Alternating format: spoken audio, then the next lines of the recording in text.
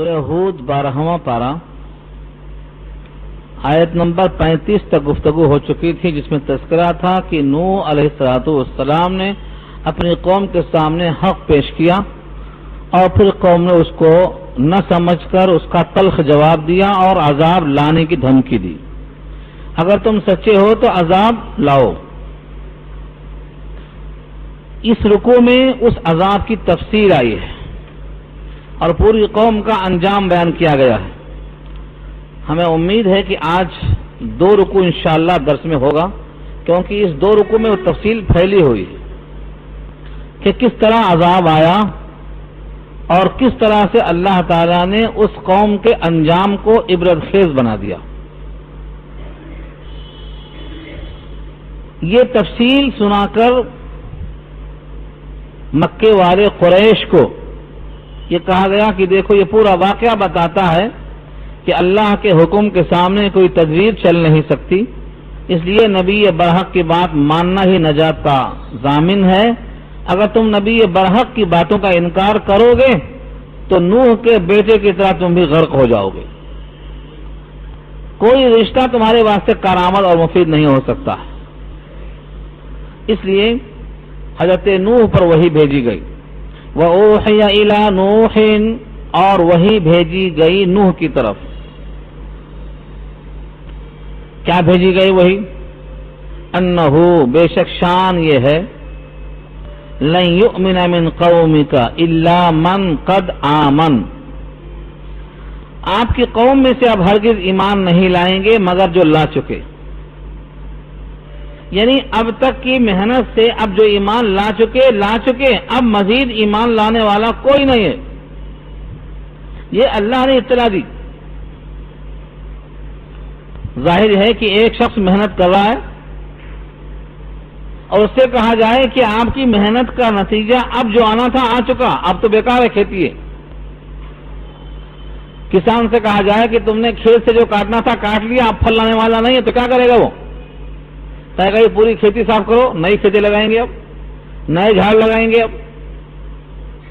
جب یہ اطلاع خود اللہ نے دے دیا، لَن يُؤْمِنَ مِن قَوْمِكَ، آپ کی قوم میں سے آپ ہرگز ایمان نہیں لائیں گے، لفظ لن سے خبر اللہ دے رہے ہیں، لَن يُؤْمِنَ مِن قَوْمِكَ، ہرگز اب ایمان نہیں لائیں گے آپ کی قوم میں سے، الا سوائے من آمن، جو اب تک لا چکے۔ کسان بھی اپنا کھیت نہیں رکھتا ہے اگر پھل آنے کو امید نہ ہو۔ ہاں، جس کھیت سے دہقاں کو میسر نہ ہو روزی، اس کھیت کے ہر خوشے گندم کو جلا دو، کیا فائدہ رکھے اس کھیتی کو؟ 950 برس محنت کرنے کے بعد جو لانا تھا ایمان لا چکے، اب نہیں لانے والے ہیں، یہ اللہ خبر دے رہے ہیں۔ پھر اب محنت کرنے سے حاصل کیا ہے؟ لوگ کہتے ہیں کہ حضرت نوح نے بد دعا کر دی، عذاب آ گیا، بد دعا نہ کرتے تو عذاب نہ آتا۔ ایسے مرحلے میں بد دعا نہ کرتے تو کرتے کیا، جب اللہ خود خبر دے رہے ہیں کہ اب ایمان کوئی نہیں لائے گا؟ آپ کو پتھروں سے مار مار کے سنگسار کر دیا، یعنی چھپا دیا پتھروں میں، اتنا پتھراؤ پوری قوم کا کہ پتھروں میں چھپ جاتے۔ اور یہ سلسلہ ایک دن نہیں، 950 برس، آپ کی زندگی 100 برس بھی نہیں ابھی ہوئی ہے، اور آپ کتنے مسائل سے دوچار ہیں۔ بیٹا نہیں مانتا تو ناراض، بیوی نہیں مانتی تو ناراض، بھائی نہیں مانتا تو ناراض۔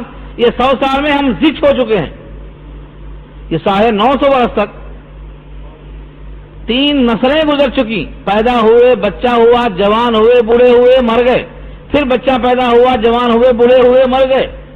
ایسا 1 نسل، 2 نسل، 3 نسل، تنبیہ کرتے کرتے کرتے یہ خبر آتی ہے اب ایمان نہیں لائیں گے، جو آنا تھا۔ فلا تبتئس، لہذا ان کے سرکشیوں سے آپ مایوس نہ ہو، بما کانوا یفعلون، جو یہ فعل اور حرکت کر رہے ہیں ان سے آپ پریشان نہ ہو، ان سے آپ مایوس نہ ہو، آپ کو کچھ بھی غم کرنے کی ضرورت نہیں ہے۔ اور آپ کو معلوم ہے کہ حضرت نوح نے اپنی دعوت کے پہنچانے میں کتنی محنت کی۔ خود سورہ نوح میں اللہ فرماتے ہیں کہ میں نے کوئی کسر نہیں اٹھایا پہنچانے میں پیغام کو۔ اور جب جب میں نے پکارا میری قوم کے اندر بدکنا بڑھتا گیا. وَإِنِّي كُلَّمَا دَعَوْتُهُمْ لِتَغْفِرَ لَهُمْ جَعَلُوا أَصَابِعَهُمْ فِي آذَانِهِمْ وَاسْتَغْشَوْا ثِيَابَهُمْ وَأَسَرُّوا وَاسْتَكْبَرُوا اسْتِكْبَارًا ثُمَّ إِنِّي دَعَوْتُهُمْ جِهَارًا ثُمَّ إِنِّي أَعْلَنْتُ لَهُمْ وَأَسْرَرْتُ لَهُمْ إِسْرَارًا. کتنے ہیں سب فرمایا جب جب میں نے ان کو دعوت دیا تاکہ اے رب تو ان کو معاف کر دے, مغفرت فرما دے, تو انہوں نے اپنی انگلیاں اپنے کانوں میں کر لی, اپنے چہروں کو چھپا لیتے کہ تیری شکل دیکھنا ہم کو پسند نہیں ہے. واستغشوا ثيابهم, اپنے کپڑوں سے سر کو ڈھانک لیا کرتے. واسروا واستكبروا استكبارا, اور خوب اکڑ گئے اپنے موقف پر, بھی ان کو خوب للکارا. ثم انی دعوتهم جہارا, جہارا مانے کھلا اعلان کیا. ثم انی اعلنت لهم واسررت لهم, اعلان بھی کیا, چھپ چھپ کر تنہائی میں ملاقاتیں بھی کی, خلوتوں میں سمجھایا, مجمع میں سمجھایا, لیلا و نہارا, دن میں رات میں سمجھایا, کوئی موقف چھوڑا نہیں میں نے. لیکن میرا پکارنا ان کے حق میں مفید نہیں ہوا, بلکہ اور بھٹکتے رہے, بھاگتے رہے. ادھر حضرت نوح کا یہ شکوہ, ادھر اللہ کا یہ پیغام کی جو لانا تھا ایمان لا چکے اب نہیں لائیں گے. اب مجھے بتائیے دنیا کا کون انسان ہے جو اب بد دعا نہیں کرتا؟ اس لیے حضرت نوح نے وہ الفاظ جو سورہ نوح میں نقل کیا ہے اللہ نے, رب لا تذر علی الارض من الکافرین دیارا, پروردگار کافروں کا کوئی گھر اب زمین پر مت چھوڑ. اور ساتھ ساتھ علت بیان کیا, انک ان تذرہم یضلوا عبادک ولا یلدوا الا فاجرا کفارا, اگر آپ ان کو چھوڑ دیں گے تو یہ کیا کریں گے؟ آپ کے مزید بندوں کو بھٹکاتے ہی رہیں گے, اور ان سے جو اولاد پیدا ہوگی وہ انہی کی طرح سرکش اور کافر پیدا ہوگی. ان سے نہ کوئی امید ہے, نہیں کہ نسلوں سے امید ہے. ہاں اگر نسلوں سے امید ہوتی تو بد دعا نہ کرتے. جیسے طائف میں نبی صلی اللہ علیہ وسلم سے لوگوں نے کہا آپ بد دعا کر دو, تو آقا نے کہا یہ ایمان تو نہیں لائے لیکن مجھے امید ہے ان کی نسلیں ایمان لائیں گی. تو اگر نسلوں سے بھی امید ہوتی تو بد دعا نہ کرتے, لیکن ان کی نسلوں سے امید یہی تھی کہ جیسے ہیں سرکش, ان کی اولاد بھی ایسی ہی ہونے والی ہے. نیم کے درخت میں نیم ہی کا پھل ہونے والا ہے, آم لگنے والا نہیں ہے. اس لیے انہوں نے بد دعا فرمائی. اب اللہ نے ان کی دعا کو برمحل سمجھ کر تیاری کا حکم دے دیا. وَاصْنَعِ الْفُلْكَ, کشتی بناؤ. صنع یصنع کے معنی بنانا, وَاصْنَعْ امر ہے, وَاصْنَعِ الْفُلْكَ, کشتی بناؤ. سب سے پہلی کشتی زمین پر اب بننے والی ہے. محسن لکھتے ہیں کہ دنیا میں جتنی بھی صنعت اور جتنی بھی کاریگری آئی ہے وہ انبیاء کرام نے ہی بتایا ہے. کشتی بنانا کس کو بولتے, کوئی جانتا نہیں تھا, یہ پہلی کشتی بن رہی ہے. کیسے بنائیں, کشتی کسے کہتے ہیں؟ آج لوگوں نے صنعت اور حرفت پر سمجھا ہے کہ یہ ہماری محنت ہے, ہماری توانائی ہے, اور مغرور ہو کے سوچتا ہے کہ یہ میں نے کیا ہے, حالانکہ اس نے کچھ نہیں کیا ہے. حقیقت یہ ہے کچھ نہیں کیا ہے. وہ لوہے کا ایک ٹکڑا بھی یہ پیدا نہیں کر سکتا, لکڑی کا ایک ٹکڑا نہیں پیدا کر سکتا, پیتل اور تانبا کا ایک ٹکڑا نہیں پیدا کر سکتا. اور ان کے اندر کیا تاثیر ہے, ان سے کیا فوائد ہیں, جس دماغ سے سمجھ سکتا ہے وہ دماغ بھی اللہ کا بنایا ہوا ہے, ورنہ اس کا دماغ آیا کہاں سے؟ کہ انسان صرف مرکب کرتا ہے, وہ اللہ کا دیا ہوا دماغ وہی بھیجا. اگر اللہ نے اس دماغ کو اتنا شاندار نہ پیدا کرتا تو یہ کیا کرتا؟ تو آج کل نئی نئی ایجادات, سائنسی اختراعات پر لوگوں کو بڑا گمان ہے کہ ہم نے تیر مار دیا. حقیقت یہ ہے کہ اللہ نے انسان کو صلاحیت دی ہے, وہ صلاحیت کا اصل کارنامہ ہے. پٹرول ہو یا ڈیزل ہو, آپ کا ہائیڈروجن ہو, کوئی بھی چیز ہو, کسی بھی چیز میں جو تاثیر ہے وہ اللہ نے پیدا کی ہے اور آپ کو سمجھنے کی عقل و فہم دیا ہے. ورنہ آپ نے کوئی تخلیق نہیں کی ہے, صرف ترکیب کی ہے, جوڑا ہے چند چیزوں کو بس.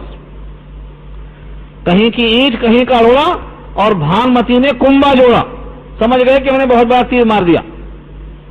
یہ انسان کے لیے اللہ کا حکم ہوا کشتی بناؤ۔ کیسا بنائیں گے؟ بِأَعْيُنِنَا، میری نگرانی میں۔ اعین عین کی جمع ہے، بِأَعْيُنِنَا، میری نگرانی میں بناؤ، میں دیکھتا ہوں تم کیسا بنا رہے ہو۔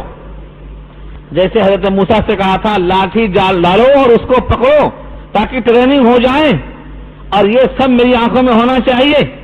سوف ارا، میں تمہیں دیکھ رہا ہوں، ڈالو اٹھاؤ اور پکڑو۔ حضرت نوح سے کہا بِأَعْيُنِنَا، نگرانی ہو میری، تم بناؤ کشتی۔ وَوَحْيِنَا، اور ہمارے پیغام کے مطابق بناؤ کشتی۔ سال کی لکڑی لیا، اس کے بعد اس میں جو اللہ نے حکم دیا کہ یہ لوہے، یہ پیتل، یہ تانبے، ان کو جوڑنا شروع کیا۔ تاریخی روایتیں یہاں لانا پڑتا ہے کیونکہ کشتی کی صحیح تعریف حدیثوں میں نہیں ملتی۔ تاریخی روایت میں لیا گیا ہے کہ یہ کشتی 300 گز لمبی تھی، 300 گز لمبی، اور 50 گز چوڑی تھی، اور 30 گز اونچی تھی، 3 منزلہ تھی۔ ان میں کل تعداد انسانوں کی 80 لکھا ہے۔ 950 برس کی محنت میں کتنے لوگ تیار ہوئے؟ 80۔ کیا یہاں 80 آدمی نہیں ہیں؟ آپ سوچئے 950 برس میں 3 نسلوں میں تیار کیا انسانوں کو، تو کتنے پیدا ہوئے؟ آگے آ رہا ہے وَمَا آمَنَ مَعَهُ إِلَّا قَلِيلٌ، یہ قلیل کی مقدار کتنی بتایا اللہ نے؟ 80۔ اتنی کم تعداد اس کشتی کو تیار کیا، اور اللہ نے پہلے ہی حکم دے دیا وَلَا تُخَاطِبْنِي فِي الَّذِينَ ظَلَمُوا، ہاں مجھ سے مخاطبت نہیں کرنا ان کے بارے میں جنہوں نے ظلم کیا ہے، جو اب تک ایمان نہیں لائے، جو نبوت پر یقین نہیں رکھتے، جو کشتی کا مذاق اڑاتے، جو کشتی میں سوار نہیں ہوتے، وہ سب کے سب ظالم ہیں، ان کے بارے میں آپ مجھ سے کوئی مخاطبت نہیں کرنا کہ ان کو معاف کر دو، ان کو معاف کر دو، کوئی سفارش نہیں چلتی۔ اللہ نے یہ پیشگی خبر دے دیا وَلَا تُخَاطِبْنِي، مجھ سے مخاطبت نہیں کرنا، مجھ سے بات چیت نہیں کرنا، مجھ سے کوئی سفارش نہیں کرنا۔ کن کے بارے میں منع کیا؟ فِي الَّذِينَ ظَلَمُوا، ان کے بارے میں جو ظالم ہیں۔ انہم مغرقون، بے شک وہ لوگ غرق ہونے والے ہیں، یعنی وہ جتنے ظالم ہیں آج نہیں بچیں گے، آج سب کو غرق ہونا ہے، ان کے بارے میں ہم سے کوئی سوال نہیں کرنا۔ وَيَصْنَعُ الْفُلْكَ، اور کشتی تیار کرنے لگے۔ یصنعو یہاں دیکھیے مضارع، وہی صنع جو وہاں وصنا تھا امر کا صیغہ، یہاں یصنعو مضارع آ گیا، بنانے لگے۔ کس کو؟ الفلک، کشتی۔ یہاں ٹھہر جاؤ، قف ہے، کشتی بنانے لگے، لکڑیاں جوڑنے لگے، اس کے اندر تختے جڑنے لگے، کام چلنا شروع ہو گیا۔ ان تختیوں کے ساتھ جب کام شروع ہو گیا تو جو لوگ گزرتے، آنے جانے والے، بولتے حضرت کیا کر رہے ہیں؟ کہا عذاب آنے والا ہے، کشتی بنا رہا ہوں۔ ہنستے تھے لوگ، دیوانے ہیں یہ تو، پانی پینے کو نہیں مل رہا ہے، یہاں قحط زدہ علاقہ ہے، اور آپ فرماتے ہیں کہ عذاب آنے والا ہے، پانی ہوگا، کشتی چلے گی۔ بھلا کشتی چل سکتی ہے؟ وَيَصْنَعُ الْفُلْكَ، کشتی بنانے لگے۔ ان کے بنانے کو لوگ کیا سمجھے؟ دیوانگی سمجھے۔ وَكُلَّمَا مَرَّ عَلَيْهِ مَلَأٌ مِّن قَوْمِهِ سَخِرُوا مِنْهُ، اور جب جب گزرتا ان پر کوئی سردار ان کی قوم کا تو ان سے مسخرہ کرتا۔ سخروا، مسخرہ کرنا، استہزاء کرنا۔ کیوں؟ کیونکہ عقل کے خلاف ہو رہا ہے۔ آج بھی لوگ ایمان والوں کو عقل کے خلاف سمجھ کے بولتے ہیں دیوانہ ہو گیا، بستر لے کے پھر رہا ہے، کوئی کام نہیں ہے اس کو، کچھ کماتا دھرتا۔ رزاق کے رزق پر، وعدے پر یقین نہیں، اپنی عقل پر تولتے ہر مسئلے کو۔ یہ بھی تولنے والے مسئلے کو کہ جب پانی ہی نہیں ہے، بارش ہی نہیں ہے، قحط پڑ رہا ہے، تو پھر یہ کشتی چلائیں گے کہاں؟ کلما کا لفظ سن لو، بار بار آ چکا ہے۔ کلما کے معنی جب جب، ایک بار مذاق کر لیا ہوگا بھائی، بات آئی گئی ختم ہو گئی، نہیں، کلما جب جب، مرہ گزرتا، علیہ اس پر، ملعون کوئی سردار، من قومہ ان کی قوم میں سے، سخروا منہ تو مذاق کرتا ان سے، مسخرہ بناتا، ٹھٹھا کرتا، مذاق کرتا۔ یہ کشتی کب چلنے والی ہے، کہاں چلنے والی ہے، کیسے چلنے والی ہے، سب مذاق۔ بعض لوگوں نے لکھا ہے کشتی بن گئی اور لوگوں کا مذاق جاری. میں کوشش کرتا ہوں کہ اتنا ہی کہوں جتنا قرآن میں کہا گیا ہے، ورنہ تفسیری روایتوں میں گیا تو ایک ہی جملے میں گھنٹے چلے جاتے اور وہ باتیں بھی آ جاتی جن میں گنجائش نکلتی ہے شک کرنے کی. میں اللہ سے پناہ مانگتا ہوں کہ ایسی بات کہوں جہاں شک کی گنجائش نکلے. صرف وہی بات جتنے جملے قرآن نے کہے ہیں اتنے ہی جملے سمجھ میں آ گئے تو بہت بڑی بات ہے. تفصیل تو بہت ہے. جب یہ مذاق کرتے حضرت نوح کے دل میں آتا میں خدا کا بندہ ہوں، خدا کے حکم کے تابع ہوں، اللہ کی نگرانی میں وہی کے مطابق میں کشتی بنا رہا ہوں، لیکن پوری قوم مجھے مسخرہ کر رہی ہے. دل میں خیال آتا اچھا آج تم مسخرہ ہم سے کر لے رہے ہو، کل تمہارا موقف جب ڈوبنے کا آئے گا تو ہم تمہارے موقف کی تائید نہیں کریں گے بلکہ تم پر ہم کو خود بخود محسوس ہوگا کہ تمہارے مسخرے پن کا جواب مل گیا نہیں ملا. مسخرہ ہم نہیں کریں گے، تمسخر کرنا نبوت کا کام نہیں ہے، لیکن موقف تمہارا تبدیل ہوگا. ہم کشتی میں ہوں گے، تم پانی میں غوطے مار رہے ہوں گے، ڈبکیاں لے رہے ہوں گے، تو تمہارا یہ موقف خود ظاہر ہو جائے گا کہ تم نے کل مذاق کیا تھا اور آج تمہارا حال خود قابل تمسخر ہے. دیکھو الفاظ، قال ان تسخروا منا، فرمایا اگر تم آج ہم سے مسخرہ کرتے ہو، ہنسی مذاق کرتے ہو، فإنا نسخر منکم، تو بے شک ہم تم سے مسخرہ کریں گے، یعنی تمہارے موقف پر واضح کریں گے کہ تم اب اس قابل ہو کہ تم پر ہنسا جائے. ہنسے جانے سے جب تک تم ڈرو گے زمانہ تم پہ ہنستا ہی رہے گا. سورہ تطفیف میں اللہ نے کہا ہے کہ جیسے آج کافر مومنوں پر ہنستے ہیں اس دن مومن کافروں پر ہنسیں گے. کیوں؟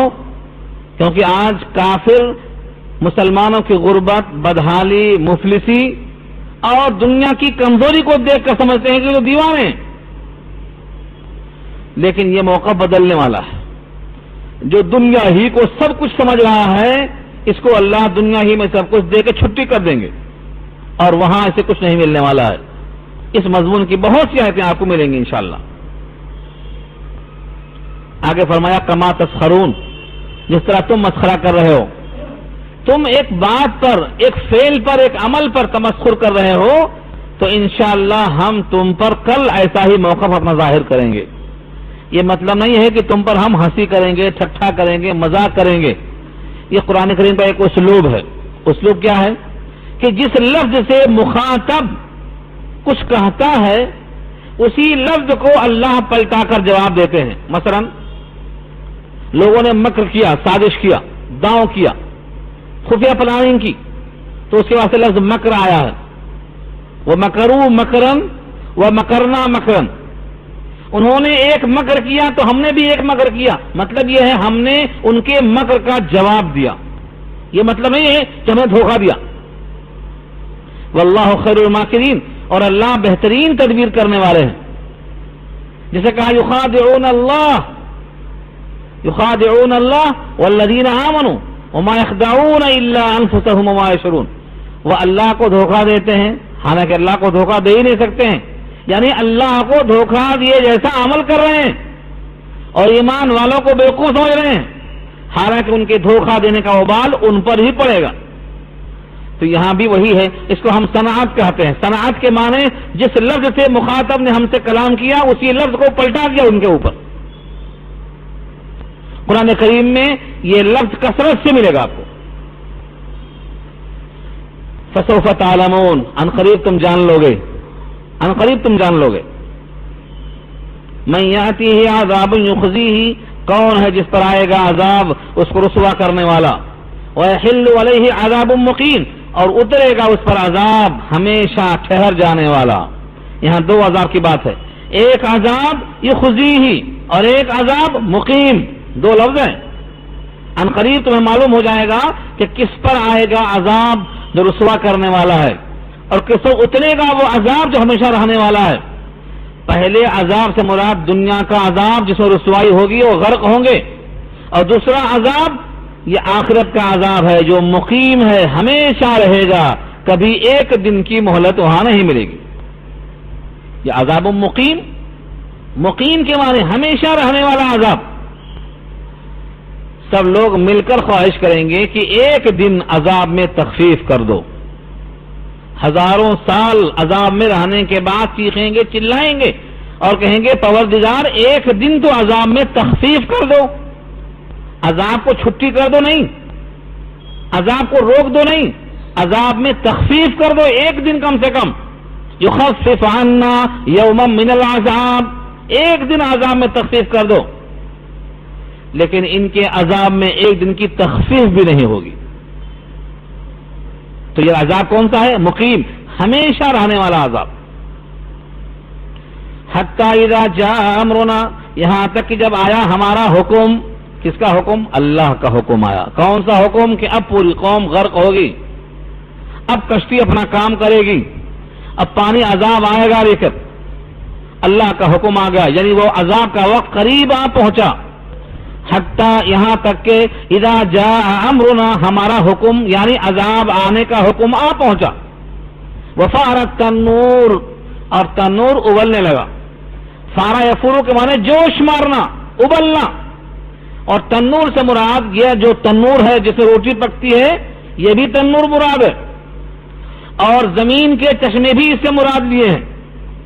اور مفسرین لکھتے ہیں کہ جہاں جہاں زمین سے سوتے نکل سکتے ہیں سب ابلنے شروع ہو گئے. اللہ تعالی کے حکم سے فارت تنور، جوش مارنے لگا پانی زمین سے. اگر زمین سے جوش مارنے والا پانی ابل پڑے کیا ہوگا؟ اس کائنات کا جو حصہ پانی کا ہے وہ بہت زیادہ ہے، ہم نے اب تک سمجھا ہی نہیں ہے. خشکی پر ہمارا ہونا اور پھر اس خشکی کو پانی پر ہونے کے باوجود ہلنے سے بچانے کے لیے پہاڑوں کی میخ ٹھوک دینا تاکہ ہم کو سکون اور قرار آئے.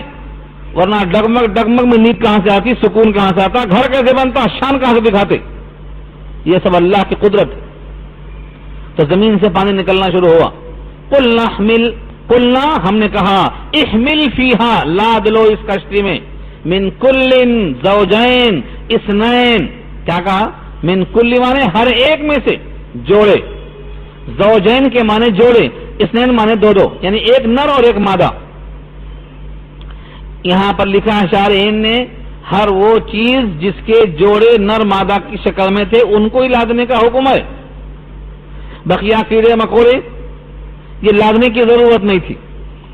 بیل ہے، بھینس ہے، گائے ہے، بکری ہے، جن جن کے نر اور مادہ ہیں اور انسان کی حاجت میں کام آتے ہیں، ان پوروں کو کشتی کے اندر روک لیا جائے.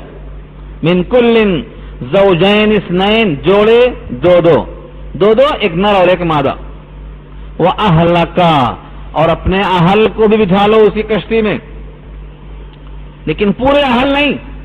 إِلَّا مَنْ سَبَقَ عَلَيْهِ الْقَوْلُ، مگر اہل میں سے وہ جن پر قول سبقت کر گیا، یعنی خدا کا حکم اس کے اوپر نافذ ہو چکا ہے کہ ان کو تو غرق ہونا ہی ہے، ان کو آپ کشتی میں نہیں بٹھا سکتے. دیکھیے کتنا واضح لب و لہجہ ہے کہ اپنے پورے گھر کو بٹھا لو، لیکن جن پر خدا کا حکم طاری ہو چکا ہے کہ ان کو غرق ہونا ہے ان کو آپ کشتی میں نہیں بٹھا سکتے ہو. ومن آمن، اور جتنے ایمان لائے ہیں مومنین ان کو بھی بٹھا لو. اللہ فرماتے وہ بہت نہیں تھے. وما آمن معه الا قلیل، قلیل کے معنی تھوڑے، اور نہیں ایمان لائے ان کے ساتھ مگر بہت تھوڑے. کتنے تھے؟ تقریباً 80. بس آپ حساب لگاؤ ذرا. 950 برس تک تبلیغ کرنے کے بعد، 3 پشتوں میں کام کرنے کے بعد، رات دن لگاتار اللہ کا پیغام پیش کرنے کے بعد 80 آدمی ملے ہیں. تو کیا ہے وہ قلیل ہیں کہ نہیں قلیل ہیں؟ ان کو بٹھانے کا حکم دیا اللہ نے. یہاں پر سب سے زیادہ اہم بات یہ ہے کہ اللہ نے اپنے اہل کو بٹھانے کا حکم دیا، لیکن اس اہل میں سے یعنی خاندان والوں میں سے ان کو نہیں بٹھانے کا حکم دیا ہے جن پر خدا کا فیصلہ طاری ہو چکا ہے کہ یہ ڈوبنے والے ہیں. اس سے مراد کون ہے؟ آپ کا بیٹا ہے. یہاں لوگوں نے بیٹا اس واسطے کہا کہ آگے بیٹے کا سوال جواب درج ہے یہاں، ورنہ قرآن کریم کی ایک آیت نے واضح کیا ہے کہ حضرت نوح کی بیوی، حضرت لوط کی بیوی، یہ دونوں جہنم میں چلی گئیں. سورہ تحریم پارہ 28 دونوں نے واضح کیا. کیا کہا؟ وقیل ادخلوا النار مع الداخلین. کہا گیا ان سے کہ جہنم میں داخل ہو جاؤ جہنم میں جانے والوں کے ساتھ. کیوں کہا؟ کانتا تحت عبدین من عبادنا صالحین فخانتاہما. ان دونوں نے نبیوں سے خیانت کی، نوح کی بیوی، لوط کی بیوی. اس خیانت سے مراد کیا ہے؟ انہوں نے ایمان قبول نہیں کیا اور اندر اندر بغاوت رکھتی تھی. تو یہاں الا من سبق علیہ القول سے مراد بیٹا تو ہے ہی، بیوی بھی مراد ہو سکتی ہے، لیکن آگے چونکہ مقولہ صرف بیٹے کا آ رہا ہے اس لیے اکثر لوگوں نے بیٹے کا ذکر یہاں کیا ہے، بیوی کا ذکر نہیں کیا ہے، جبکہ بیوی کا جہنمی ہونا واضح ہے سورہ تحریم کی آیت سے. اللہ بے نیاز ہے، انہیں ساری کائنات سے بے نیازی حاصل ہے. اللہ الصمد شان ہے ان کی. ہر بندے کو اپنے ایمان اور اپنے عمل کا محاسبہ کرنا ہے. یہاں اللہ نے اہل نہیں کہا ان کو. اپنے اہل کو بٹھاؤ، ان کو نہ بٹھاؤ، کیونکہ یہ اہل نہیں نہ اہل ہے. آگے آ رہا لفظ، اور یہ بہت طویل بحث ہے کہ اللہ تعالیٰ نے خاندان کا فرد ہونے کے باوجود چونکہ وہ مومن نہیں تھے ان کو الگ کر دیا. بیوی شریک حیات ہونے کے باوجود اللہ نے ان کو الگ کر دیا خاندان سے. اور آپ نے کبھی غور کیا ہوگا تو اتنی دور کیوں جاتے؟ میں نے بارہا کہا ہے، غزوہ بدر میں تلواریں کس کے خلاف تھیں؟ ایمان کی تلوار کفر کے خلاف تھی، اور کفر کی تلوار ایمان کے خلاف تھی. اور یہ دونوں طرف خاندان ایک ہی تھا. بدر میں ایک ہی خاندان تھا، احد میں ایک ہی خاندان تھا، غزوہ احزاب میں ایک ہی خاندان تھا. تلواریں دونوں طرف سے ایک ہی خاندان کی تھی، مگر لڑتے کیوں تھے؟ کفر اور ایمان کی وجہ سے. تو ملت جو بنتی ہے اس کا مدار ایمان ہے، خاندان نہیں ہے. قومیت، وطنیت، آج مسلمانوں کو تقسیم کیا گیا ہے. یہ عرب ہیں، یہ عجم ہیں. یہ تقسیم ہمیں بانٹنے کے لیے ہے، اسلام میں نہیں ہے یہ تقسیم. قومیت، عربیت اور عجمیت، یہ کالا اور گورا، یہ زبانی تقسیم، جغرافیائی تقسیم، اسلام میں ایک ہی تقسیم ہے، دوسری کوئی تقسیم نہیں ہے. فمن شاء فلیؤمن ومن شاء فلیکفر. بس جس کا دل چاہے ایمان لائے، جس کا دل چاہے کفر رہے. ایمان کا انجام جنت ہے اور کفر کا انجام جہنم ہے. کافر اللہ کا باغی ہے اور مومن اللہ کا وفادار ہے. تیسری کوئی تقسیم نہیں اسلام کے اندر. لیکن اس تقسیم پر کیا کیا جائے کہ لوگوں نے آج تک سمجھا ہی نہیں اس چیز کو. وطنیت، قومیت، یہ اس ملک کا وہ اس ملک کا، یہ اس خطے کا وہ اس خطے کا، یہ کالا، یہ گورا، یہ عربی، یہ عجمی، یہ فصیح، یہ غیر فصیح، یہ سب تقسیم ہم کو توڑنے کے واسطے بنائی گئی ہے. یہ اسلام سے بغاوت ہے. بلکہ آج شادی بیاہ میں جو کہتے ہیں یہ سید، یہ خان صاحب، یہ فلاں، یہ دھکا، یہ تقسیم بھی ہمیں برباد کرنے کے واسطے آئی ہے. اسلام میں صرف تقویٰ دیکھا جاتا، صرف تقویٰ. نکاح کے معاملے میں شریعت نے اس طرح کوئی رہنمائی نہیں کی. صرف مزاج ملنا چاہیے. ایک دیندار ہے، ایک بددین ہے تو ٹکراؤ ہوگا. دونوں کے مزاج میں، رکھ رکھاؤ میں، معاشرت میں، رہن سہن میں موزونیت چاہیے تو ٹکراؤ کبھی نہیں ہوگا. کفو کی جو بات کی جاتی ہے وہ صرف نبھاؤ کے لیے کی جاتی ہے، ورنہ شریعت میں تقسیم نہیں ہے اس چیزوں کی. تو نوح کا بیٹا اور بیوی مومن نہ ہونے کی وجہ سے اللہ نے الگ کر دیا، کشتی میں نہیں بٹھایا. اور آپ کو یاد ہے حضرت لوط سے بھی کہا تھا یہی جو آپ پڑھیں گے انشاءاللہ اگلے رکوع میں. کہا تھا دیکھو راتوں رات نکل جانا، کوئی پلٹ کر نہیں دیکھنا، عذاب آئے گا. ہاں مگر بڑھیا دیکھے گی پلٹ کر تو رہ جائے گی مر جانے والوں میں سے. الا امرأتہ قدرناہا من الغابرین. وہ تو مر جائے گی مرنے والوں کے ساتھ، پلٹ کر دیکھے گی وہ. تو حضرت لوط کی بیوی جس کا ذکر ابھی آ رہا ہے آگے، یہ سب نبی کے ساتھ ساتھ ہیں، شریک حیات ہیں. لیکن ہمارا جو مشن ہے اللہ کا بندہ بنانا اور بننا، اس میں انہوں نے بغاوت کی ہے تو اللہ نے ان کو اہل میں سے نکال کر پھینک دیا، کشتی کے باہر کر دیا. وقال اور کہا ارکبوا فیہا اس میں بیٹھو. کہاں بیٹھو؟ کشتی میں سوار ہو جاؤ. جو نبی کی بات مانتے تھے سب کشتی میں سوار ہو گئے. بسم اللہ مجریہا و مرساہا. پورے قرآن کریم میں مجہول یہی ایک جگہ ہے، مجریہا. مجریہا نہیں پڑھیں گے اس کو، مجریہا و مرساہا. کشتی میں سوار ہو جاؤ اور کہو بسم اللہ، اللہ کے نام سے شروع کرتا ہوں. مجریہا اس کا جاری ہونا اللہ کے نام سے، وہ مرساہا اور اس کا رکنا بھی اللہ کے نام سے. دیکھو یہ نبیوں کی تعلیم ہے. کشتی کا چلنا، کشتی کا رکنا میرے قبضے میں ہے نہیں کہا. کشتی کا چلنا، کشتی کا رکنا اللہ کے قبضے میں ہے، اللہ کے نام سے. ورنہ پانی میں تو آپ کنکر پھینکو ڈوب جاتا، ایک پتھر پھینکو ڈوب جاتا. لیکن اس پانی کے اوپر 80 آدمی، کائنات کے تمام جانور موجود ہیں. یہ کشتی بجائے ڈوبنے کے تیر رہی ہے. کیوں؟ اللہ نے چاہا تو چلتی ہے. اللہ فرماتے ہیں ہم چاہیں تو ہم ڈبا دیں. ان نشاء نغرقهم فلا صریخ لهم. ہم ڈبا دیں تو کوئی ان کی آواز سننے والا نہیں ہے. ان نشاء نغرقهم، ہم چاہیں تو ان کو غرق کر دیں اور ان کی آواز سننے والا کوئی نہیں. ابھی حال میں رشیا کا جہاز ٹوٹ کے ڈوب گیا نہیں ڈوب گیا؟ کیا کیا کسی نے؟ کیا کر لیا انہوں نے؟ ساری دنیا پر اپنی طاقت کا بھروسہ کرنے والے ان کا جہاز غرق ہوا تو کیا کر لیا انہوں نے؟ چاہے اڑنے والا جہاز ہو، چاہے پانی پر چلنے والا جہاز ہو. ان نشاء نغرقهم فلا صریخ لهم ولا هم ينقذون. نہ نکالے جائیں گے نہ فریاد سنے جائیں گے، ہم چاہیں تو چلیں گے. یہ مومن اپنا عقیدہ بنا کر چلتا ہے. بسم اللہ مجریہا، اللہ کے حکم سے جاری ہونا. مرساہا، عرصہ یرسی کے معنی گارنا. جب زمین کو پیدا کیا پانی پر تو حرکت میں آ گئی تو اللہ نے پہاڑوں کی میخ ٹھوکا. وہاں یہی لفظ ہے والجبال ارساہا، پہاڑوں کی میخ ٹھوکا. اسی عرصہ سے یا مرسا گارنے کی جگہ. اللہ کے نام سے وہ چلنا ہے اس کا اور اللہ کے نام سے ٹھہرنا ہے اس کا. ان ربی لغفور الرحیم، بے شک میرا پروردگار البتہ غفور الرحیم ہے. غفور مغفرت کرنے والا، رحیم رحم کرنے والا. میرے رب کی شان ہے یہ کیوں فرمایا؟ یعنی کچھ کوتاہیاں ہوں گی، کچھ خامیاں ہوں گی. ان خامیوں کوتاہیوں کی وجہ سے اگر اللہ کی صفت غفور اور صفت رحیم نہ ہو تو ہم بھی غرق کے لائق ہیں. ہم سے بھی کوتاہی ہوتی ہے.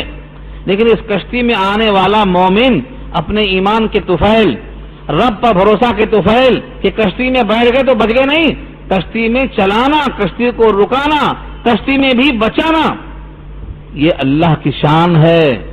یہ غفور الرحیم اس کی صفت کا تقاضا ہے تو بندہ بچ جاتا ہے.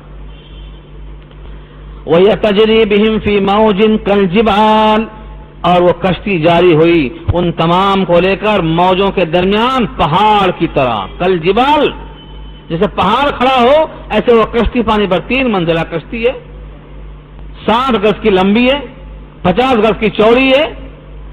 تو یہ پہاڑ کی طرح لے کے چل رہی ہے. کہاں؟ موجوں میں. پانی کی موجیں آ رہی ہیں. پانی کتنا تھا اس کا اندازہ اگلی آیت میں آ رہا ہے. اوپر آسمان برس رہا ہے، نیچے سے زمین ابل رہی ہے، بس پانی ہی پانی سارے عالم میں ہو گیا. اس موج کے اندر کشتی چل رہی ہے پہاڑ کی طرح. وَنَادَى نُوحٌ ابْنَهُ، اور پکارا نوح نے اپنے بیٹے کو. وَكَانَ فِي مَعْزِلٍ، اور تھا وہ علیحدہ مقام پر. معزل، ازل کے معنی علیحدہ، معزل کے معنی اس کشتی سے باہر الگ تھا کہیں پر. یا بنیا، اے میرے پیارے بیٹے، ارکب معنا، بیٹھ جا ہمارے ساتھ. ارکب سوار ہو جا، معنا ہمارے ساتھ. وَلَا تَكُن مَعَ الْكَافِرِينَ، اور مت ہو جا کافروں کے ساتھ. اس آیت سے معلوم ہوتا ہے کہ حضرت نوح کو اس کا کفر اب تک نہیں معلوم تھا. بظاہر اطاعت کرتا تھا، چلتا تھا، پھرتا تھا. جیسے حضرت لوط کی بیوی کے بارے میں خود ان کو خبر نہیں تھی کہ یہ خیانت کرنے والی ہے، وہ تو عذاب آیا تب معلوم ہوا. تو اس بیٹے کو اب کہہ رہے ہیں مت ہو جا کافروں میں سے، یا مت ساتھ رہ کافروں کے. دونوں بات ہے. اگر سمجھتے اور جانتے کہ تو تھا ہی کافر تو ایسا کیوں کہتے کہ کافروں کے ساتھ مت رہو؟ کافر ہے تو کہاں رہے گا؟ کوا کوے کے ساتھ ہی رہے گا. کند ہم جنس با ہم جنس پرواز، کبوتر با کبوتر، باز با باز.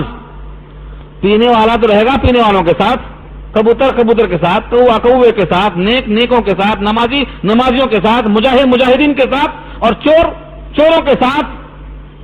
اور جسے قرآن کریم کا شرف ہوگا قرآن کریم کے ساتھ رہے گا. وہ ہر آدمی وہیں رہتا ہے جہاں اس کو اس کا ذہن لے کے جاتا ہے. حضرت نوح کہتے ہیں الگ تھلگ رہ کر میرے بیٹے کافروں کا سا عمل مت کر، ان کے ساتھ ماترا کشتی میں سوار ہو جا. لیکن دیکھو جب کسی کی شامت پکارتی ہے تو دعوت قبول نہیں کرتا. دعوت ہے یہ، ہر طرف پانی ہے اور کشتی میں امن اور سکون ہے، کشتی والوں کے بچنے کی امید ہے. بیٹے کشتی میں آ جا اور باہر مت رہ. کیا ہے یہ؟ دعوت ہے. اس دعوت کو بیٹے نے غلط سمجھا، ٹھکرا دیا.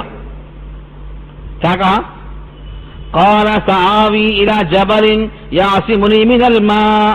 کہا ان قریب میں پناہ لے لوں گا کسی پہاڑ کی طرف جو مجھ کو بچا لے گا پانی سے. بڑے اونچے اونچے پہاڑ ہیں، چڑھ جاؤں گا، کتنا پانی نکلے گا، کتنا پانی. پانی کی ایک لمٹ ہے، پانی کی ایک حد ہے. یہ پانی کتنا آئے گا؟ میں کسی پہاڑ پہ چڑھ جاؤں گا، مجھے پانی سے بچا لے گا، کشتی میں نہیں آؤں گا.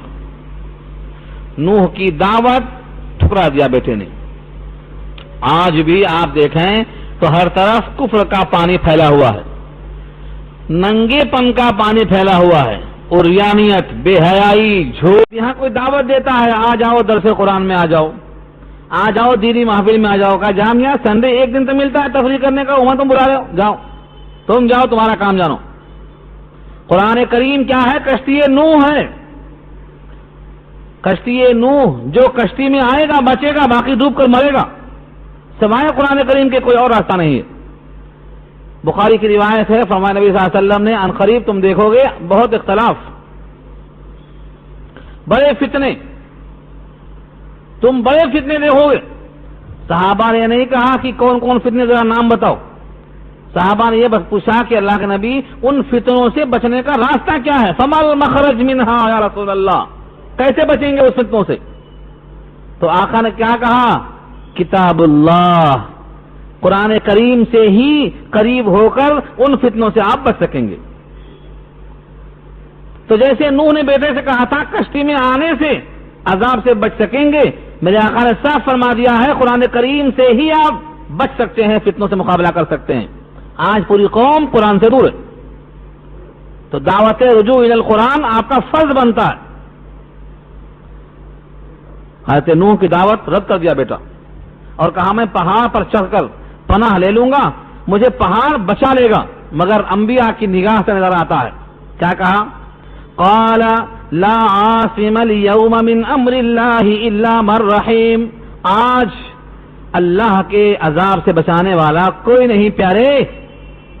من امر اللہ بمعنی عذاب اللہ، اللہ کے حکم سے جو عذاب آیا ہے اس عذاب سے بچانے والا آج کوئی نہیں ہے. کائنات میں کوئی طاقت نہیں ہے زمین و آسمان کے درمیان کی جو تم کو بچا سکتی ہو، الا من رحم، مگر وہی جس پر اللہ رحم کر دے.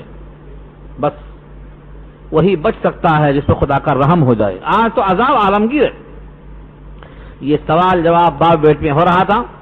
وحال بینہم الموج، اتنی گفتگو ہو رہی تھی کہ موج بیچ میں حائل ہو گئی. حال یحول مانے حائل ہونا، حلول نہیں بول رہا ہوں، حائل بول رہا ہوں. حلول تو اور چیز ہے. حلول مانے چائے کی پیالی میں شکر ڈال کر گھول دیا تو کیا ہو گیا؟ چائے میں شکر حلول کر گئی. میں وہ حلول نہیں بول رہا ہوں، حال، حال کے معنی آڑ بن جانا. وحال بینہم الموج، ان دونوں کی گفتگو میں موج آ کے حائل ہو گئی، یعنی آڑ بن گئی. بیٹا ادھر، کشتی ادھر. فکان من المغرقین، ہو گیا غرق ہونے والوں میں سے، ڈوب گیا. شفقت پدری جوش میں آ رہی ہے. گفتگو ہو رہی تھی، گفتگو ہوتے ہوتے سلسلہ منقطع ہو گیا، موج آ گئی بیچ میں، اور یہ موج نہیں تھی، خدا کا عذاب تھا، اللہ کے حکم سے تھا یہ. فکانا من المغرقین، غرق ہونے والوں میں سے ہو گیا. مقصد پورا ہوا، کائنات ڈوب گئی. آپ سمجھتے ہیں یہ ایک دن کی بات ہے، 2 دن کی بات ہے؟ 10 رجب کو شروع ہوا یہ طوفان، 10 رجب کو شروع ہوا اور 10 محرم کو ختم ہوا. 6 مہینے تک ساری دنیا پر پانی بھرا رہا. 6 مہینے تک کون بچتا، کون بچاتا، کیا کھاتے، کیا پیتے؟ زمین میں کوئی متنفس باقی نہیں رہ گیا تھا. 6 مہینے تک یہ کشتی پانی پر تھی، اور جب بیت اللہ پہنچی ہے تو بیت اللہ کو اللہ نے اوپر اٹھا لیا تھا.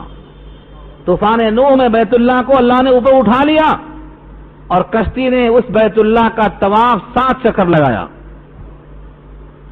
اس کے بعد قضا کا حکم آیا ہے. وقیل، اور کہا گیا یا ارضو، اے زمین، ابلعی ماء کی، اپنا پانی نگل جا.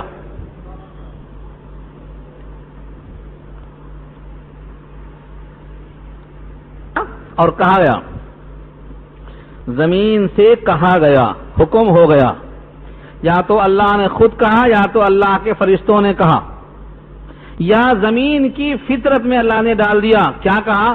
یا ارضو، اے زمین، ابلعی ماء کی، اپنے پانی کو نگل جا. ویا سماء اقلعی، اور اے آسمان تھم جا، بس تیرا کام ہو گیا. یا سماء، اے آسمان، اقلعی، تھم جا. لوگ کہتے ہیں حضرت ابراہیم کے لیے اللہ نے آگ سے خطاب کیا تھا، قلنا یا نار کونی بردا و سلام، اے آگ ابراہیم پر سلامتی کے ساتھ ٹھنڈی ہو جا. اللہ نے آگ سے خطاب کیا تھا. یہاں اللہ نے زمین سے خطاب کیا، یہاں اللہ نے آسمان سے خطاب کیا.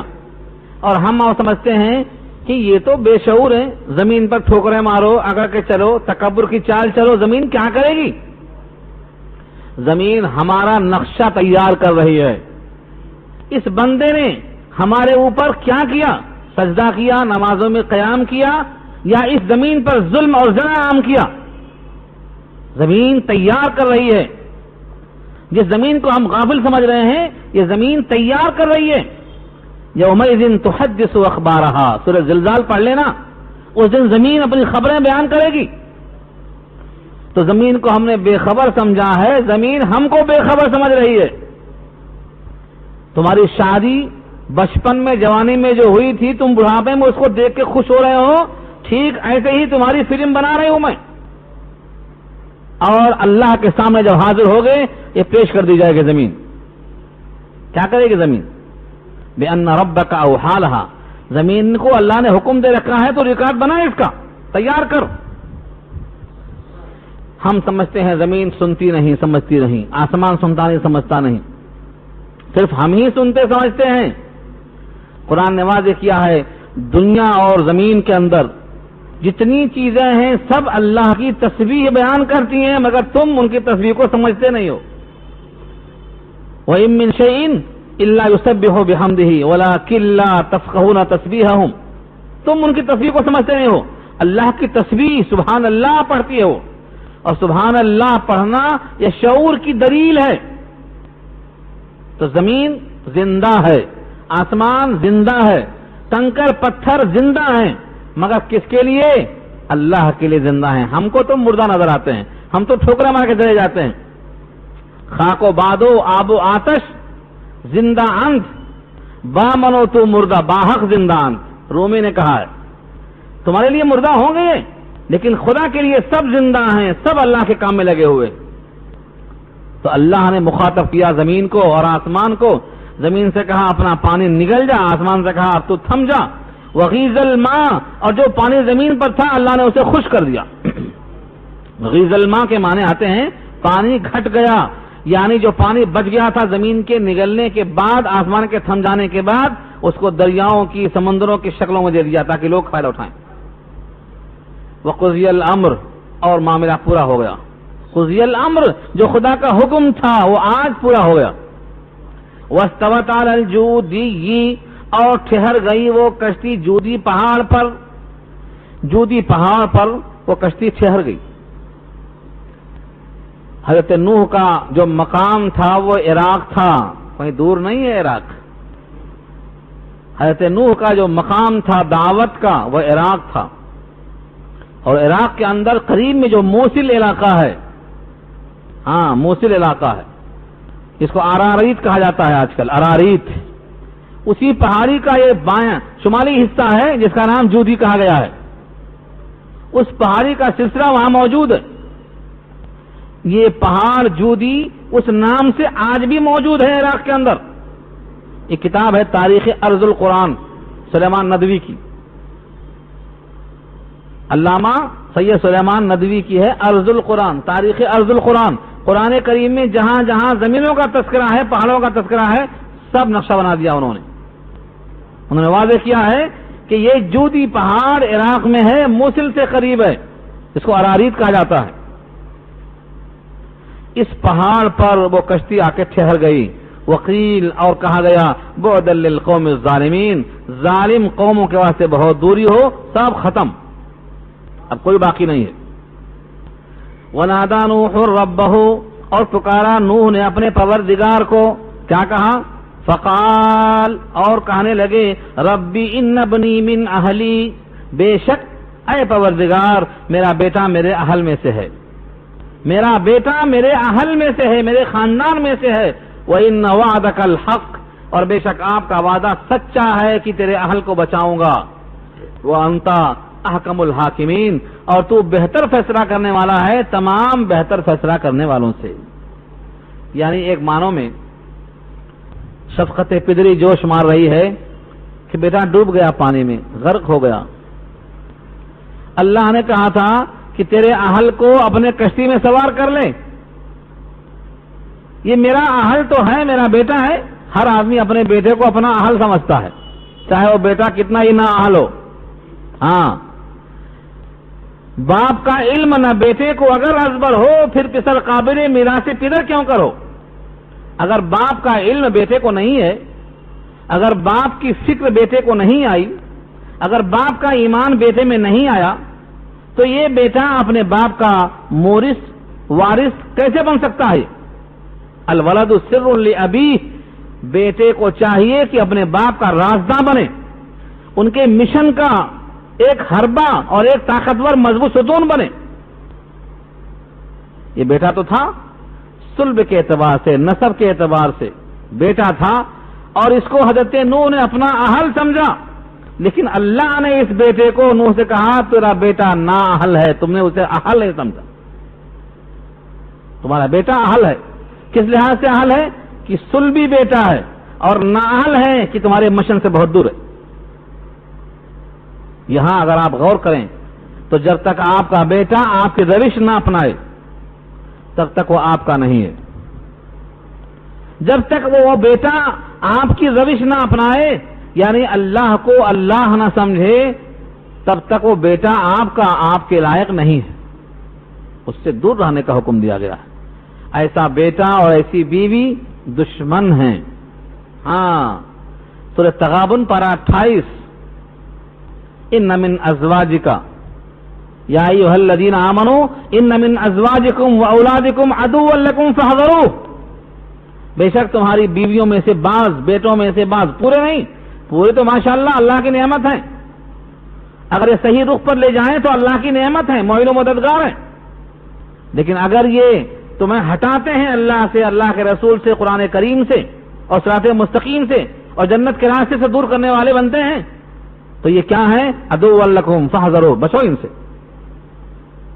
تو حضرت نوح کے بارے میں کتنا واضح پیغام دیا، ان ابنی من اہلی، بے شک میرا بیٹا ہے، میرا اہل ہے، میرے خاندان سے ہے، جب میرا بیٹا ہے تو میرا اہل ہے، اور آپ نے وعدہ کیا تھا وَإِنَّ وَعْدَكَ الْحَقُّ، اور آپ کا سچا وعدہ ہے، اس وعدے کی خلاف ورزی کا امکان ہی باقی نہیں ہے، اور رہا فیصلہ آپ کی جناب میں، آپ کی عدالت میں پیش کرتا ہوں، کیونکہ آپ حکم الحاکمین ہیں، وَأَنْتَ حَكَمُ الْحَاكِمِينَ، تمام حاکموں میں سب سے بہتر ہیں، آپ ہی فیصلہ کر دیجئے کیسا ہوا ایسا۔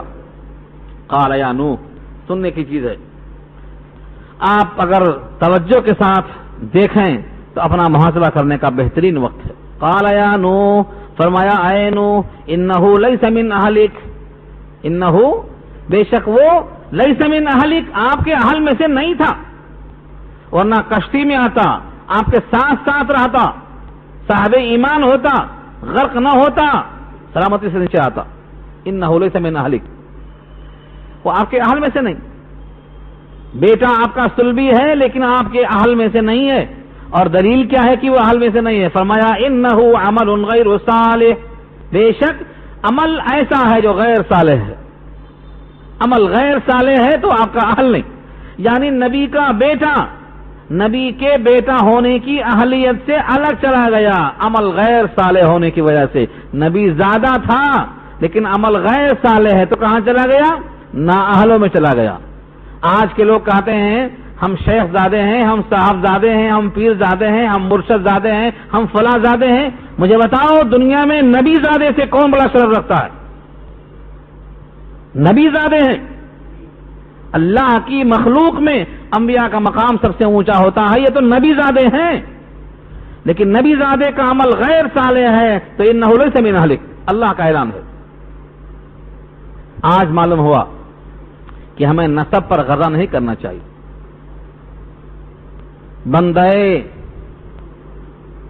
بندے عشق شدی بندے عشق شدی ترک نسب کنجامی کی دری راہ فلاں ابن فلاں چیزیں نے، اسی پر کہا ہے جامی نے خدا کے بندے اللہ سے عشق پیدا کرو، کیونکہ اس راستے میں فلاں کا بیٹا فلاں ہوں، فلاں کا بیٹا فلاں ہوں نہیں چلتا.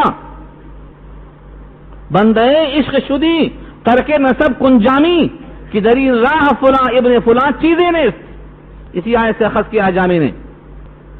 اور دوسری آیت پیش کیا ہے فَإِذَا نُفِخَ فِي الصُّورِ فَلَا أَنْسَابَ بَيْنَهُمْ يَوْمَئِذٍ وَلَا يَتَسَاءَلُونَ. جب سور پھونکا جائے گا تو ان کے درمیان نسب نامہ ختم، سوال ہی نہیں کیا جائے گا تم کون ہو، تمہارا عمل کیسا ہے. یہ گھڑی محشر کی ہے تو عرصہ محشر میں ہے، پیش کر غافل اگر کوئی عمل دفتر میں ہے. یہاں نہیں سمجھ جائے گا تم نے کس کے بیٹے ہو، کس خاندان سے ہو، کس کے دامن میں آئے ہو. یہاں تو ہے انہ عمل غیر صالح، عمل غیر صالح ہے تو تم اللہ کے نزدیک نااہل قرار دیے جاؤ گے. اسی لیے جناب نبی صلی اللہ علیہ وسلم فاطمہ سے کہتے تھے اے فاطمہ اپنا انتظام کر لو، اے عائشہ اپنا انتظام کر لو، اے صفیہ پھوپھی اپنا انتظام کر لو. میں تمہارے کام میں اس وقت تک نہیں آؤں گا جب تک 3 فیصلہ نہ ہو جائے. تمہارے نام اعمال داہنے ہاتھ میں نہ آ جائیں، تم جب تک پلسرات سے پار نہ ہو جاؤ، اور جب تک ترازو کی تول میں نیکیوں کا پلڑا جھک نہ جائے تمہارے میں کام میں نہیں آؤں گا. یہ کیوں کہا نبی صلی اللہ علیہ وسلم نے جناب فاطمہ سے، جناب عائشہ سے، صفیہ سے؟ کیونکہ عمل ہی سب کچھ کرنے والا ہے. جب صحابی سے نبی خوش ہو کر پوچھتے ہیں کیا مانگتے ہو مانگ لو، انس کیا مانگتے ہو مانگ لو، تو انہوں نے کہا میں آپ کی صحبت چاہتا ہوں، آپ کا خادم بننا چاہتا ہوں، جنت میں بھی خادم.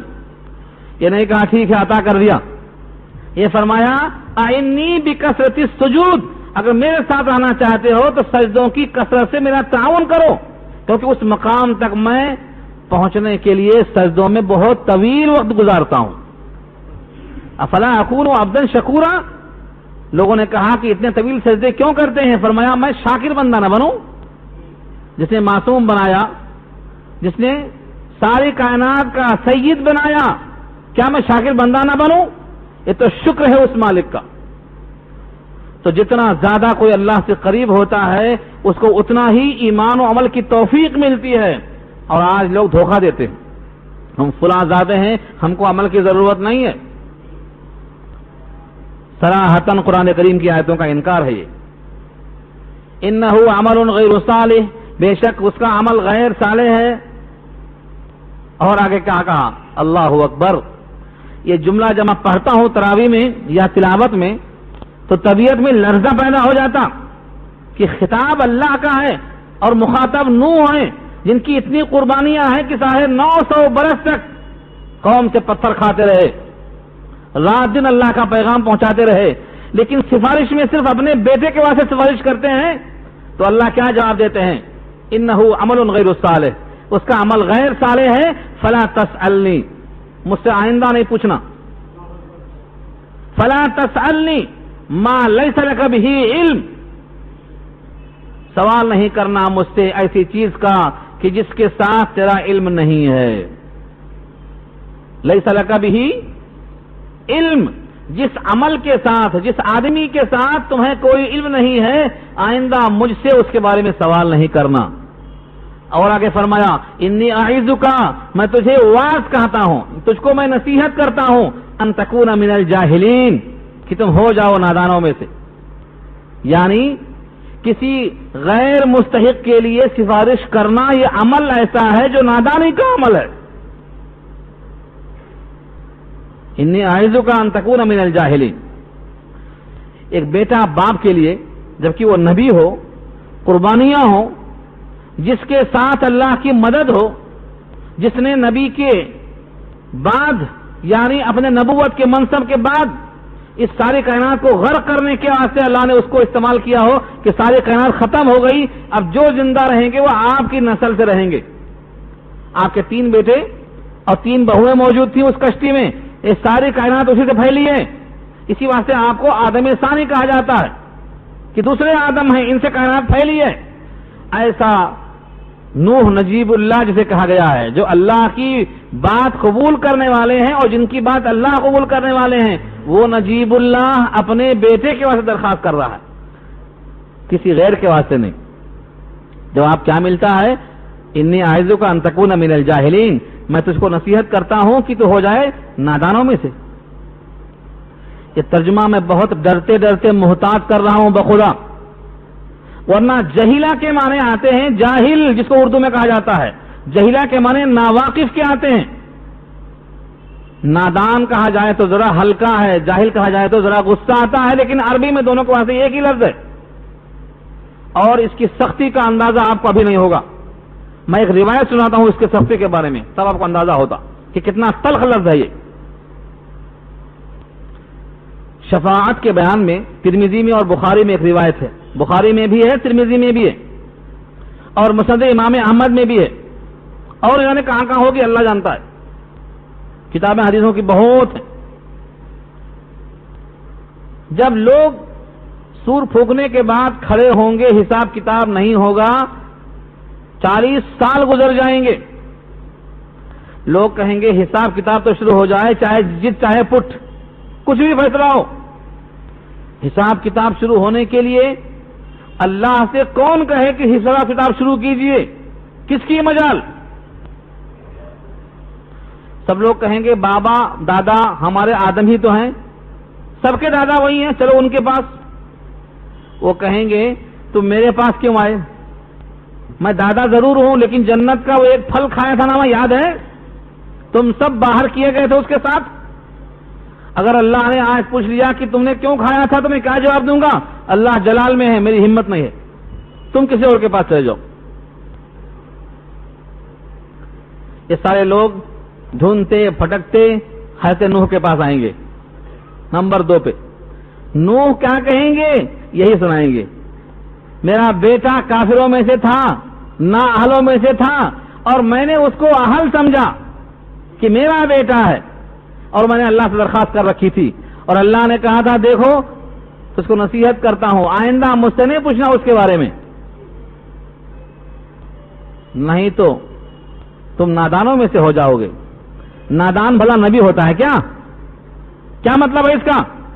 یعنی نبوت کو چھین کر جہالت دے دوں گا، یہ عمل نادانی کا نبیوں سے نہیں ہو سکتا۔ تو حضرت نوح وہاں عذر پیش کریں گے کہ مجھے یہ ڈر ہے، اللہ جلال میں ہے، اگر پوچھ لیں گے کہ تم نے ایک کافر کے لیے چاہے بیٹا ہی صحیح تم نے سفارش کیا کیسے، تو میرے پاس کوئی جواب نہیں ہوگا، تم مجھے چھوڑ کر موسیٰ کے پاس چلے جاؤ۔ وہ موسیٰ کے پاس جائیں گے۔ یہ حدیث بہت طویل ہے، میں سناؤں آپ کو، ٹائم بہت کم ہے، سن چکے ہیں آپ۔ حضرت موسیٰ کے پاس جائیں گے، وہ کہیں گے میں کریم اللہ ہوں، اس میں کوئی شک نہیں، لیکن میں نے ایک تھپڑ مارا تھا قبطی کو، اور وہ تھپڑ مارا تھا تنبیہ کی خاطر، مگر وہ کم وقت مر گیا تھا۔ فَوَقَذَهُ مُوسَىٰ فَقَضَ عَلَيْهِ قَالَ هَذَا مِنْ عَمَلِ الشَّيْطَانِ، سورہ قصص پارہ 20۔ اللہ پوچھ لیں گے کہ تم نے ایک کو قتل کر دیا ہے تو میں کیا کہوں گا؟ میری ہمت نہیں ہے، تم ذرا کسی اور کے پاس چلے جاؤ۔ حضرت عیسیٰ کے پاس جائیں گے، عیسیٰ کہیں گے مجھ کو تو لوگوں نے خدا کا بیٹا کہا تھا، میری ماں کا خدا کا حصہ قرار دیا تھا، اور اللہ پوچھیں گے انت قلت للناس اتخذونی وامی الہین من دون اللہ، کیا تم نے لوگوں سے کہا تھا کہ مجھ کو، میری ماں کو خدا کا بیٹا مانو، خدائی میں شریک کرو؟ میرا کوئی قصور تو نہیں ہے، مگر جلال بہت ہے اللہ کا، کہیں پوچھ لیں گے تو میرے پاس کوئی جواب نہیں ہے، تم کسی اور کے پاس جاؤ۔ اب بچائی کون ہے؟ اب محبوب خدا کے پاس جاؤ، وہی باقی۔ سارے دنیا کے انسان گھومتے پھرتے آدم سے ایدم سب نبیوں کے پاس جانے کے بعد آخر میں آئیں گے سید الانبیاء کے پاس، اور آپ کہیں گے ہاں میں چلتا ہوں اس کام کے لیے، اللہ نے مجھے حمد کا جھنڈا دیا ہے، وَلِوَاءُ الْحَمْدِ يَوْمَئِذٍ بِيَدِي أَنَا سَيِّدُ وُلْدِ آدَمَ وَلَا فَخْرَ، میں اولاد آدم کا سردار ہوں، اس میں کوئی فخر کی بات نہیں ہے، حمد کا جھنڈا میرے ہاتھ میں ہوگا اور میں چلتا ہوں۔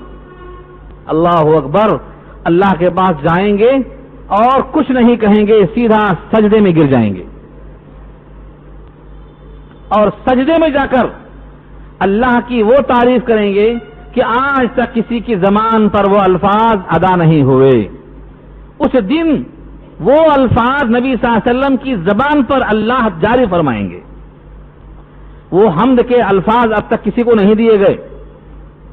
ایسے الفاظ سے نبی صلی اللہ علیہ وسلم جب اللہ کی تعریف کریں گے تو اللہ کا غضب، اللہ کا جلال سرد پڑ جائے گا، اللہ کی رحمت چھا جائے گی، سبقت رحمتی علی غضبی کا مصداق ہو جائے گا، رحمت ہی رحمت چھا جائے گی۔ اور جب اللہ کی رحمت جوش میں آئے گی تو حکم ہوگا یا محمد ارفع راسک سل تو تک، اے محمد صلی اللہ علیہ وسلم سر کو اٹھاؤ، اب مانگو کیا مانگتے ہو عطا کیا جائے گا۔ اس موقع پر آپ فرمائیں گے کہ امت کا حساب کتاب شروع کیا جائے، تب حساب کتاب شروع ہوگا۔ یہ حدیث بہت طویل ہے، میں نے جتنا سنایا ہے اس کا ایک حصہ سنانا چاہتا تھا میں، کہ حضرت نوح بطور عذر کے اسی واقعے کو پیش کریں گے کہ اللہ جلال میں ہے، کہیں پوچھ لیں گے تو میں کیا جواب دوں گا۔ اللہ نے کہا تھا انی اعوذک ان تکون من الجاہلین۔ حضرت نوح فوراً سنبھل گئے اور اللہ سے دعا کر بیٹھے، قال ربی، کہا اے میرے پروردگار، انی اعوذ بک، بے شک میں آپ کی پناہ چاہتا ہوں، اعوذ بک، میں آپ کی پناہ چاہتا ہوں، کس بات سے؟ ان اسألک، کہ میں آپ سے سوال کروں، ما لیس لی بہ علم، ایسی باتوں کا جس کا مجھے کوئی علم نہیں ہے۔ اور سنو، وَإِلَّا تَغْفِرْ لِي وَتَرْحَمْنِي أَكُن مِّنَ الْخَاسِرِينَ، اور اگر آپ نے میری مغفرت نہ کر دی، مجھ پر رحم نہ کر دیا تو میں ہو کے رہ جاؤں گا خسارے والوں میں سے، اکم، ہو کے رہ جاؤں گا، من الخاسرین، خسارے والوں میں سے۔ جتنا سخت لب و لہجہ اللہ کا تھا اتنا ہی لرزہ بر اندام لہجہ ہے نبی کا، آپ ہی مغفرت کرنے والے ہیں۔ جو میں کہا گیا، زبان تو چل چکی، الفاظ نکل چکے، تیر کمان سے نکلنے کے بعد واپس نہیں آتے، الفاظ زبان سے نکلنے کے بعد واپس نہیں آ سکتے، نکل چکے، اب میری مغفرت کر دیجئے، مجھ پر رحم کر دیجئے۔ اس سے معلوم ہوا آدمی کو سوچ سمجھ کر بولنا چاہیے، جب بھی کوئی آیا دعا کر دو، ہم ہاتھ اٹھائے دعا کر دیتے، ہاں انہیں سوچتے ہیں انہیں حق پر ہے، باطل پر ہے، ظالم ہے کہ مظلوم ہے، اس کو ملنا ہے کہ اس کو دینا ہے، جب بھی کوئی آیا دعا کر دو، اللہ میں ایسا کر دو۔ یہ دیکھ لو یہاں ہر ایک کے واسطے دعا کرنے کا حکم نہیں ہے، یہیں سے نکلتا ہے۔ پہلے یہ دیکھنا کہ یہ اللہ کا ظالم بننا تو نہیں ہے۔ شادی میں دعا کر دو، اس نے حرام مال تو نہیں لیا ہے جہیز میں، پوچھ لو پہلے اس سے۔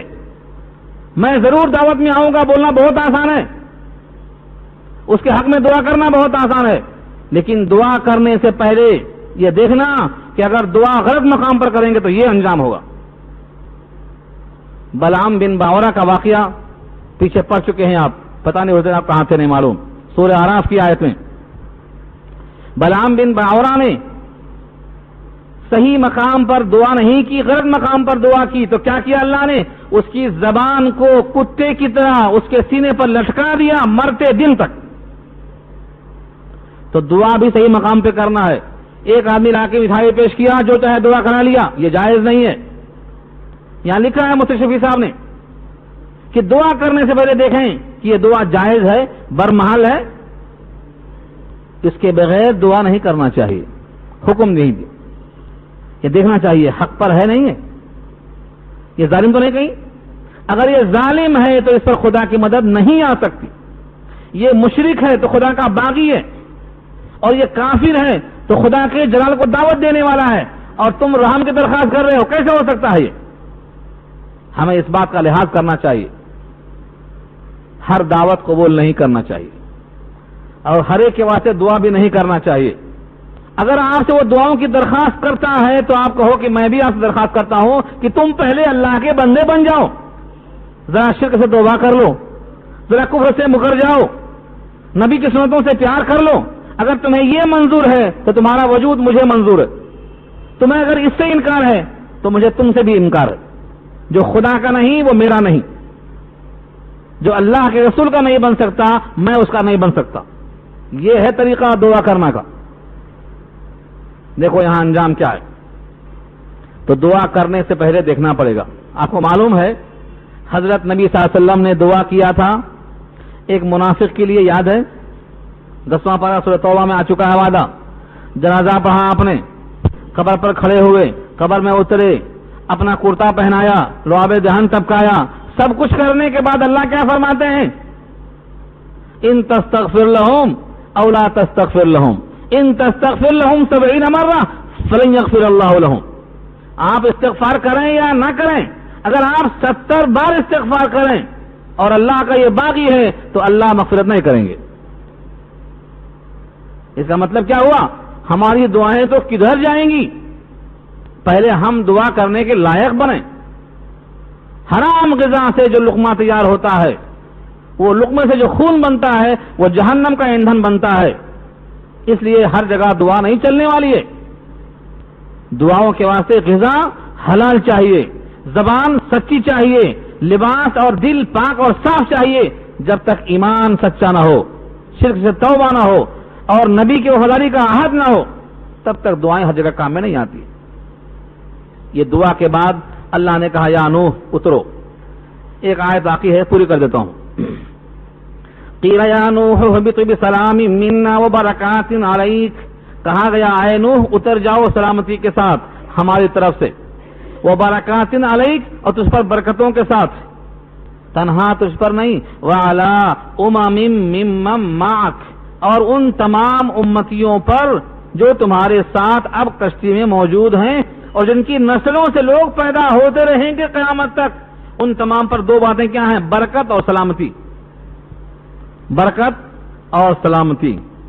لیکن قیامت تک ان میں سب مومن ہونے کا ضروری ہے؟ حضرت آدم تو نبی تھے، ان کے بیٹے قاتل پیدا ہوئے نہیں پیدا ہوئے بعد میں؟ حابیل قابیل کا قصہ سنا آپ نے سورہ ہود میں؟ آدم تو نبی تھے مگر نبی کا بیٹا قاتل کیسے ہو گیا؟ تو دنیا ہے، دنیا کے اندر تاثر ہے، ان غذاؤں کا فرق پڑتا ہے، صحبت کا اثر ہوتا ہے۔ تو جیسے آدم کے بیٹے قاتل پیدا ہوئے بعد میں قتل کیا انہوں نے زمین پر، ایسے نوح کے سب بیٹے تھوڑی بن جائیں گے مومن۔ آہستہ آہستہ آہستہ خرابی آتے آتے ہم جہاں بیٹھے ہیں کیا ہو گیا حال؟ یہ سب نوح کی امتیوں میں سے ہیں اور نوح کے اسی نسل میں سے آ رہے ہیں۔ پھر اللہ نے فرمایا وَأُمَمٌ سَنُمَتِّعُهُمْ، اور کچھ امتی ایسے بھی ہیں، کچھ جماعتیں ان میں ایسی بھی ہیں، سَنُمَتِّعُهُمْ کہ ہم عن قریب ان کو کچھ نفع دنیا میں پہنچائیں گے، چند روز کا عیش دیں گے، ثُمَّ يَمَسُّهُم مِّنَّا عَذَابٌ أَلِيمٌ، پھر ان کو پہنچے گا ہماری طرف سے سخت عذاب۔ کیوں پہنچے گا؟ کیونکہ یہ بگڑ جائیں گے۔ چنانچہ آج حضرت نوح کے نسل میں سے سب مومن نہیں ہیں، جو مومن ہیں برکت اور سلامتی کے ساتھ، اور جو کافر ہیں المناک عذاب کے ساتھ گزار رہے ہیں اوقات۔